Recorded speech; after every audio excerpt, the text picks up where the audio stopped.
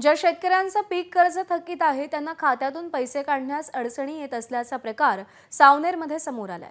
किसान सन्मान योजना आणि अनुदानाचे पैसे खात्यातून काढण्यास राष्ट्रीयकृत बँका आडकाठी आणत असल्याचा आरोप शेतकऱ्यांनी केलाय।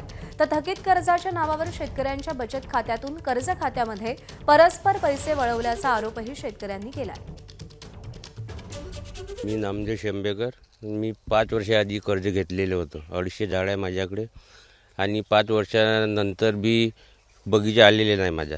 कर्ज भरायचे कसे तर विचार केला कायशामुळे कपाशी वगैरे काढून आपण भरू आपण कपाशीवर या कंपनीचा धूळ आल्यामुळे कपाशीसुद्धा होऊन राहिली नाही।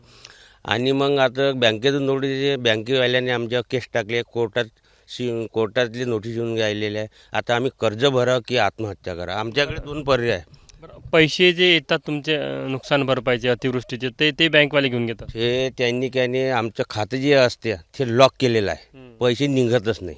साहेब आमच्या सेव्हिंग अकाउंटमध्ये आमचे नुकसान भरपाईचे पैसे इतर कोण्या योजनेचे पैसे आल्याच्या नंतर डायरेक्ट बँकेचे मॅनेजर आमच्या खात्यातून चालू खात्यातून ते कर्ज खात्यामध्ये पैसे टाकून देतात। उरलेल्या पैशाचे ते ब्लॉक करून टाकतात, आमचे अकाउंट सील करून टाकतात।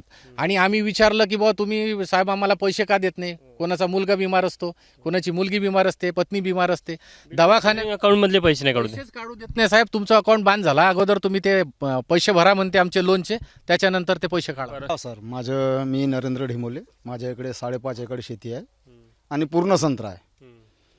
सर आता पहिले येत होता बगीचा, असं नाही बगीचा येत नव्हता, पहिले येत होता। आमच्या इकडे साहेब आम्ही बांबू घेऊन ठेवलेले आहे 40-40, 50-50 हजाराचे, ते तसेच पडलेले आहे। म्हणजे संत्राच येत नाही तर ते लावायचे कुठं का? आणि बँकांनी सुद्धा आम्हाला खूप परेशान करून ठेवला आहे, आमचे खाते ब्लॉक करून ठेवलेले आहे।